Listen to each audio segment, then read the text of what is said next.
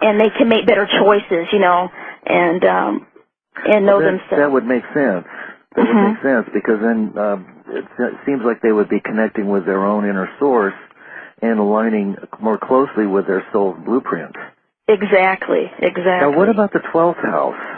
The 12th house is, the 8th and 12th are both the most mystical. The 12th house is ruled by Pisces, which is the mystic of the zodiac, the compassionate one, the healer. 12th house energy, and it's really about becoming one with God and the universe. It's the house of cosmic consciousness, the house of service to others.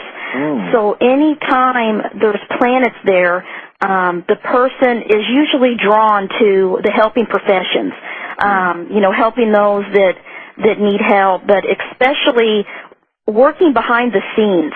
12th house people are shy.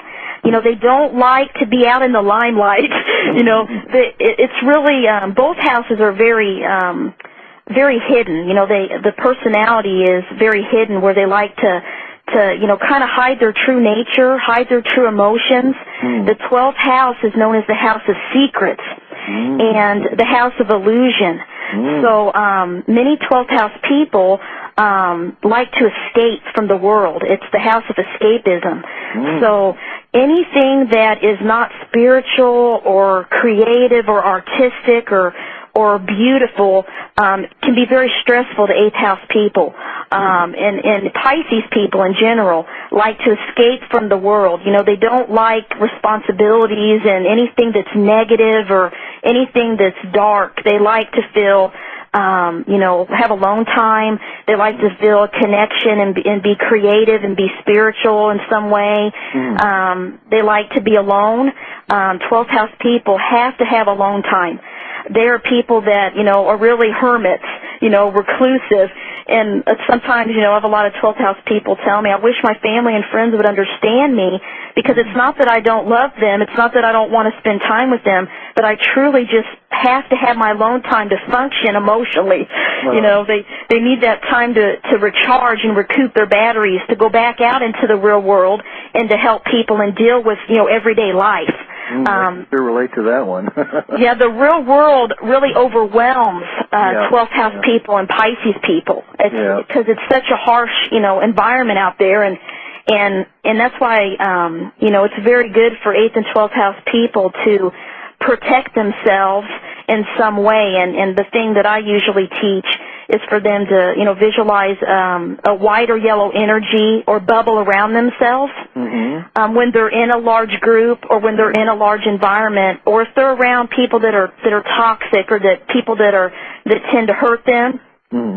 To try to protect their energy field and to have clear boundaries. That's really important for 12th house people, because they lack boundaries between themselves and others.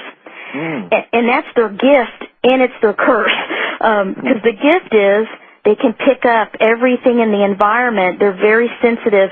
If someone's sad, they'll feel it. If someone needs help, they'll be drawn to that person. And people with problems are drawn to them for assistance. But they can take on everybody else's problems, and they can deplete themselves of their own energy.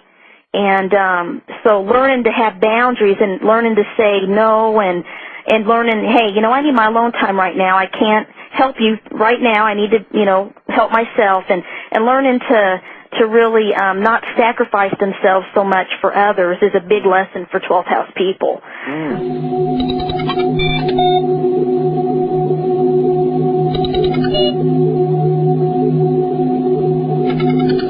BBSradio.com.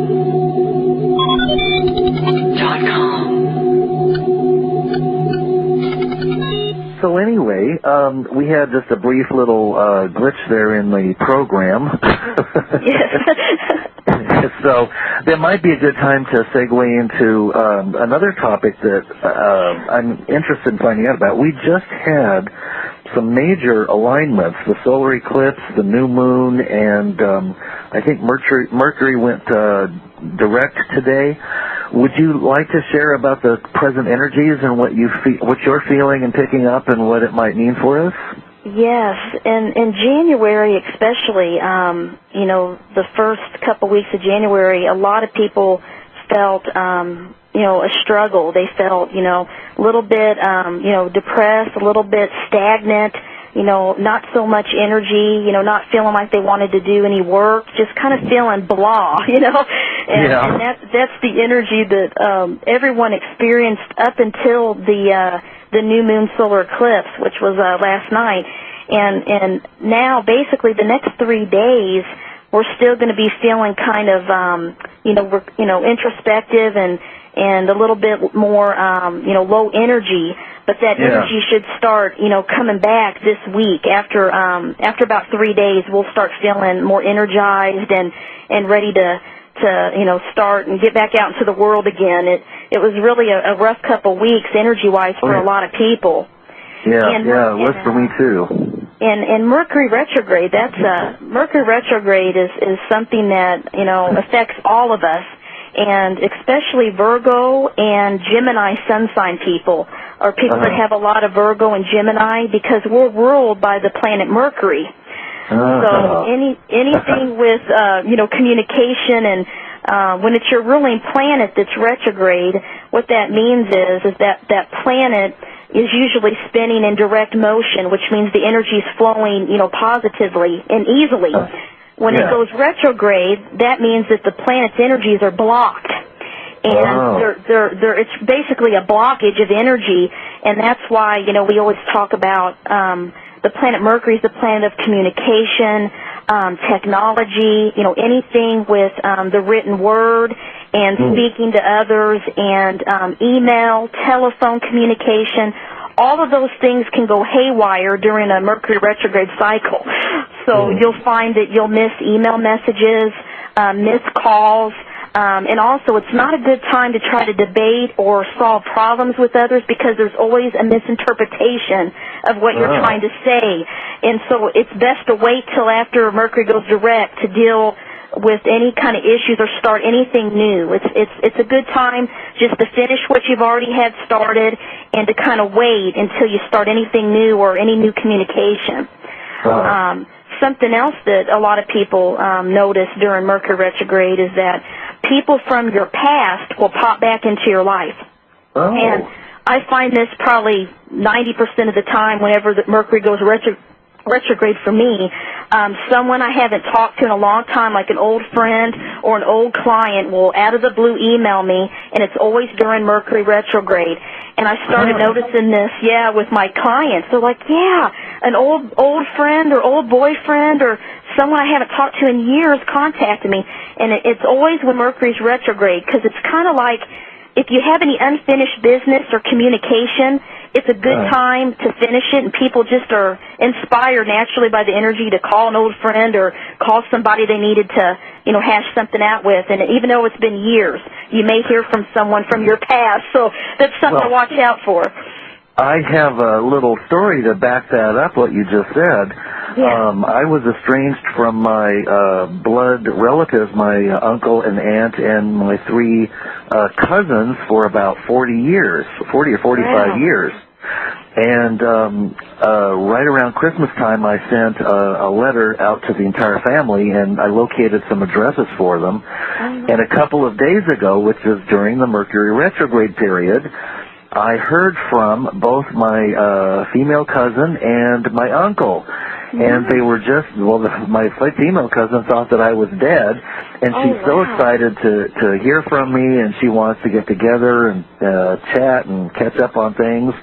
And my uncle was very kind and loving, and so it was like a circle coming around and completing itself finally, because I'd wondered all these years, well, what happened to my family, you know, and it was just an interesting thing to watch going on, and to have this new experience. It's a new beginning, really. Exactly.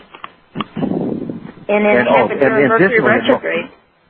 A lot of my planets are in Virgo, so what you said about that additionally backs that up, because some of my planets are in Virgo. Yes. Well, that's wonderful, and that's what happens, you know, just a reconnection, in a full circle of communication with people and things you needed to say a long time ago, and they need to be said, you know. And and so that's the positive thing about Mercury retrograde. It's always, you know, it's a time where a lot of miscommunication can happen, and delays in travel, delays in anything with computers. And I laugh because every time it goes retrograde, something happens, you know, to me. And last time I had a new staff member, and you know, and I got her in the payroll system, and they said, oh, yeah, she'll be paid, everything's set. And Mercury went retrograde, and that first check never came for her. And when I called, they're like, oh, it was a computer glitch. And I just laughed because it was Mercury retrograde, you know. Right, and, you know, little things like that are... always happen, and I just laugh it off. And but as soon as it goes direct, I feel so much better, and I feel more inspired to write. It's very hard to write and teach and do anything intellectual or mental when Mercury's retrograde. You just kind of have writer's block in a way, you know. And and it happens, you know. I think it's like about 4 times a year, and it lasts for 3 to 4 weeks. So it started in December, so really December up until, you know, just yesterday, we've been feeling it. So things will start getting a little bit better on the communication front for everybody right now. So that's wonderful. That's a good Wonderful. thing. Well, now, that was the recent astrological lineup. What's the next big game plan in the stars? Do we have any more alignments coming up in the near future that we need to be aware of? Well, the biggest thing, you know, that I tend to, you know, tell people to focus on is the full moon, and to really watch the cycles of the moon. And I have found this to be so true in my work as a counselor as well. And whenever there's a full moon, it's a very important time. And our next full moon is going to be the end of January here coming up. We're going to have a full moon. And what I always tell people is, even before the moon is full on the calendar, about a day or two before, the energy is already affecting us. And a lot of people will have sleep problems, you know, insomnia, you know, difficulty falling asleep, waking up often in the night. Also, people are more emotional. They may tear up more often, you know, cry more easily, be more irritable, a little bit, you know, angry, you know, and they don't know why. Those are all the kind of emotions that a full moon brings. Even more energized as well. Some people, you get very hyper, and they just feel full of energy, you know, right before the full moon. And, you know, once it goes full, it's a good time to pay attention to your dreams. And write down what you're dreaming at night, because we have a lot of, you know, insightful dreams during a full moon cycle. And also I always watch for children, you know, really are impacted by the moon. So if you work with children, they tend to get more hyper and not listen as well and act out. And I used to work with runaway teenagers, and we used to always laugh because I would tell everyone about the full moon, and some people were, you know, open, and some, you know, kind of laughed me off. But every time there was a full moon, almost all of our clients would run away that weekend. They'd be at the police station. Well, They I'll tell you, I used to work in an emergency room, and during the full moons, it was always packed. It was packed. Gunshot wounds and suicide attempts. I mean, it was just a crazy house. It is. And so and I know that you work in the mental health area and sexual assault and the rest of it, and alcoholism. You probably see this in your line of work too, don't you? Exactly. It's amazing. There's more domestic violence cases that break out, and, you know, in-home violence, and people reporting to the emergency room and police station on a full moon than any other time of the month. And it's just, the statistics just, you know, pike up. You know, we get more calls for child abuse, more calls for domestic violence, more calls for, you know, fights and arguments. And if you notice something that my grandmother and I, you know, always laugh about, because she's a Cancer, and the moon rules Cancer, so she really is affected by the full moon. And she always laughs, and she noticed this too a couple years ago, that all the cars are broke down off the side of the road when there's a full moon, and she'll